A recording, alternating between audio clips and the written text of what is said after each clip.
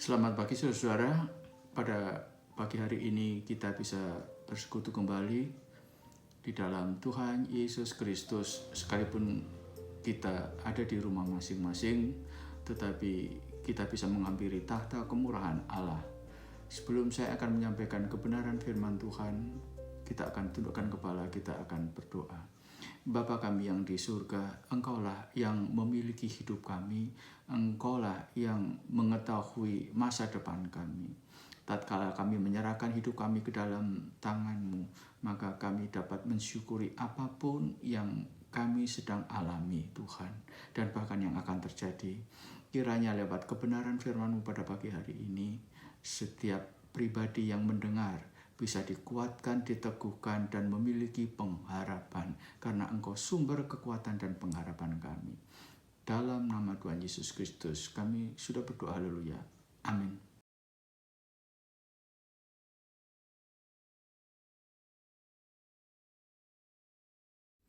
Selamat pagi Bapak Ibu yang dikasihi Tuhan. Sebelum kita mendengar firman Allah pada pagi hari ini, mari kita akan sama-sama menyanyikan sebuah pujian. Engkaulah perisaiku. Haleluya. Engkaulah perisaiku. Saat badai hidup menerpaku, janji-Mu di dalamku, pulihkan jiwaku, bukan berdiri di tengah badai, dengan kekuatan yang Kau berikan. Sampai kapanpun ku kan bertahan, karena Yesus selalu menopang hidupku.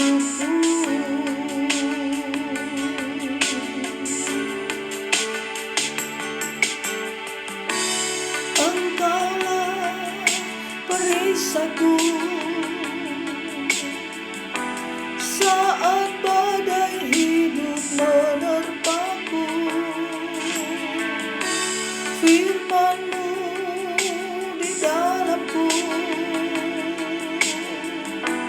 tenangkan jiwaku, bukan berdiri di tengah badai, dengan kekuatan yang Kau berikan. Sampai kapanpun ku kan bertahan, karena Yesus selalu menopang. Ku kan bertahan dalam tekanan, dengan kekuatan yang Kau berikan. Sampai kapanpun tak tergoyahkan, karena Yesus selalu menopang hidupku. Mazmur 18 ayat 31 katakan, adapun Allah jalannya sempurna, janji Tuhan adalah murni, Dia menjadi perisai bagi semua orang yang berlindung kepadanya. Haleluya. Ku kan berdiri di tengah badai, dengan kekuatan yang Kau berikan. Sampai kapanpun ku kan bertahan, karena Yesus selalu menopang hidupku.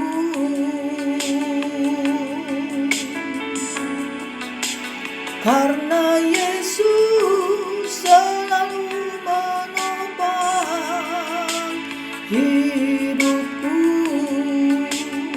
Sekali lagi katakan dengan iman, karena Yesus selalu menopang hidupku.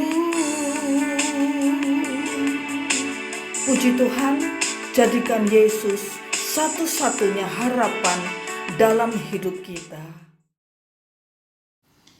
Ayat pokok kita akan mendengarkan. Silakan. Mazmur 139 ayat yang ke-10. Juga di sana tanganmu akan menuntun aku dan tangan kananmu memegang aku. Saudara-saudara, kita tahu bahwa ada yang melakukan kegiatan, aktivitas dalam saat seperti ini, ada yang di dalam rumah, tetapi ada juga yang di luar rumah. Tatkala kita memulaikan segala aktivitas kita sesuai dengan ayat pokok, tanganmu akan menuntun aku, maka kita akan memulai pagi-pagi dengan masuk di dalam doa. Kita mengulurkan tangan kita sebagai tanda bahwa kita itu berserah kepada Dia. Tatkala kita mengulurkan tangan kita, maka Tuhan akan menolong. Dia akan mengulurkan tangannya sehingga ada titik temu antara Bapa dan umatnya, antara Bapa dan anak-anaknya. Kita patut mensyukuri, dan dialah saudara-saudara, ayat pokok ini akan mendorong saudara dan saya untuk tidak melupakan, tidak menganggap sepele tawaran dari Tuhan. Dia akan mengulurkan tangannya tatkala kita mengulurkan tangan kita, hidup kita, perjalanan hidup kita kepada Dia. Saudara-saudaraku, inilah yang terjadi. Bahwa saat ini pemerintah sudah menetapkan dengan adanya pandemi virus corona ini, supaya saudara dan saya tetap tinggal di rumah. Diharapkan melakukan kegiatan, aktivitas di rumah. Nah, saudara-saudara, dari sisi Alkitab, apa yang kita bisa petik melalui himbauan ini? Apakah kegiatan saudara dan saya itu, apakah berkat-berkat itu hanya bisa diperoleh dari luar rumah saja? Sehingga kita berkata, apa yang saya dapat peroleh melalui larangan dari pemerintah ini?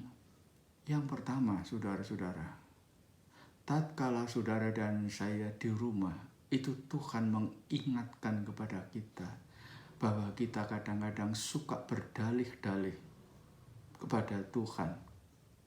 Suka berdalih-dalih kepada Tuhan.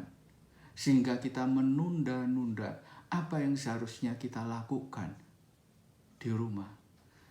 Apakah itu dengan kesibukan, dengan pulang terlambat karena ini, karena itu. Nah, sekarang itu tidak bisa menjadi alasan lagi di rumah.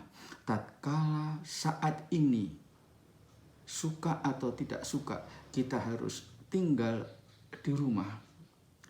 Saudara-saudara, ada dua hal sepele, saudara-saudara, supaya kita itu bisa bermanfaat, bisa menggunakan waktu sebaik-baiknya. Ada seorang hamba Tuhan yang dia sebagai seorang guru, dia pernah berkata, memakai bahasa yang sangat sederhana, yang mudah dimengerti oleh setiap kita, orang-orang percaya. Jarum super itu merupakan kepanjangan dari jarang di rumah dan suka pergi.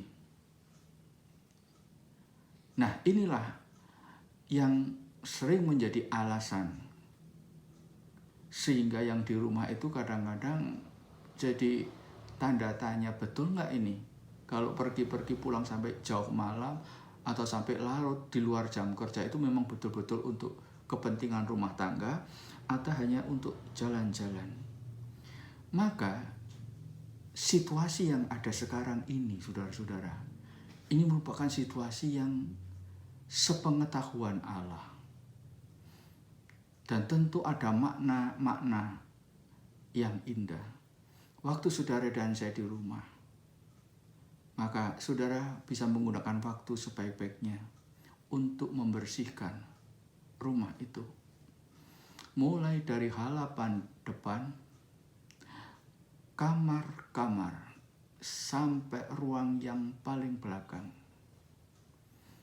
Sehingga kita tidak punya alasan lagi, tidak ada waktu, tidak ada kesempatan.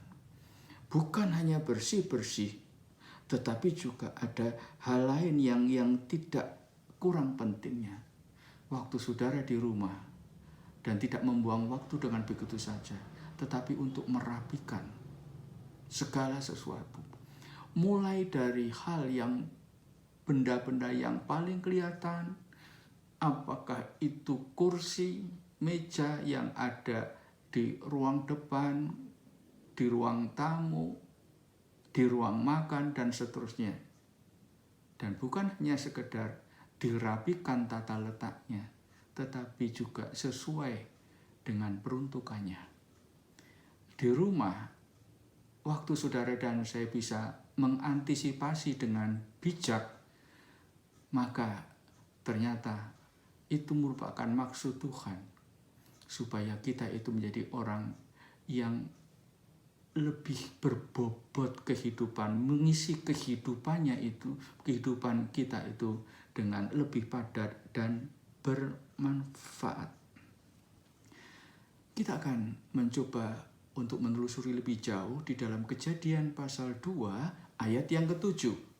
Ketika itulah Tuhan Allah membentuk manusia itu dari debu tanah dan menghembuskan nafas hidup ke dalam hidungnya. Demikianlah manusia itu menjadi makhluk yang hidup. Lihat, ada dua hal yang kita bisa petik dari Kejadian 2 ayat 7. Pertama, debu tanah. Ini benda yang ringan, yang kecil, yang tidak berharga. Nah, saudara-saudara, kalau kita tidak bijak-bijak mengisi waktu, memanfaatkan atau menggunakan dengan sebaik-baiknya, pandemi virus corona itu bisa membuat kita lambat laun merasa aku ini seperti debu. Kehilangan bobot, kehilangan rasa percaya diri, mudah diombang-ambingkan. Akibat yang terlihat adalah kita akan kehilangan gairah, kehilangan semangat untuk melakukan sesuatu. Rasa-rasanya virus ini membuat saudara dan saya itu merasa sekarang ini sudah kiamat. Tidak ada lagi yang bisa diharapkan. Itu salah sama sekali. Tetapi kalau kita tidak jaga, maka perasaan ini akan menghantui kita dan melemahkan kita.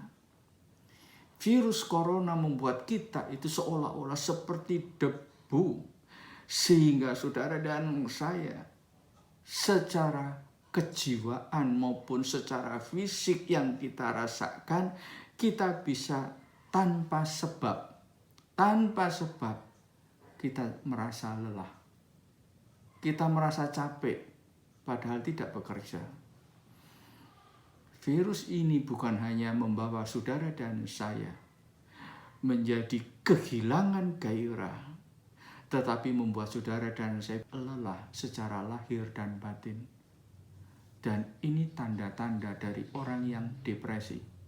Yang berikutnya, yang ketiga, tatkala saudara dan saya merasa seperti debu yang tidak ada artinya, yang tidak bisa mengatasi situasi yang seperti ini secara psikologis sesuai dengan kebenaran firman Allah, saudara dan saya secara fisik akan mengalami kesusahan untuk tidur.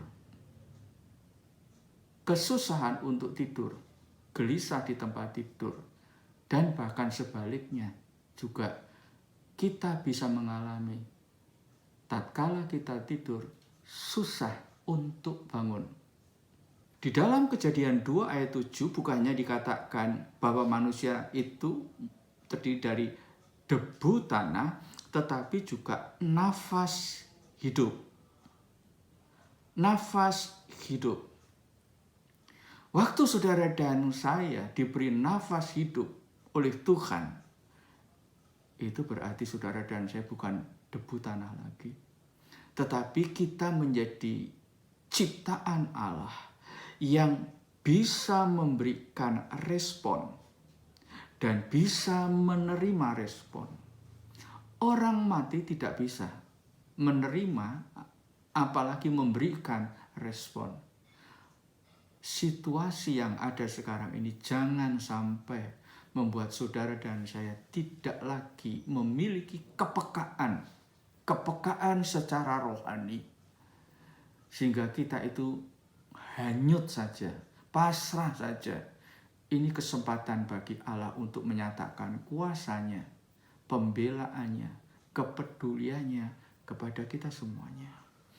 Kita baca di dalam Ayub 32 ayat yang ke-8.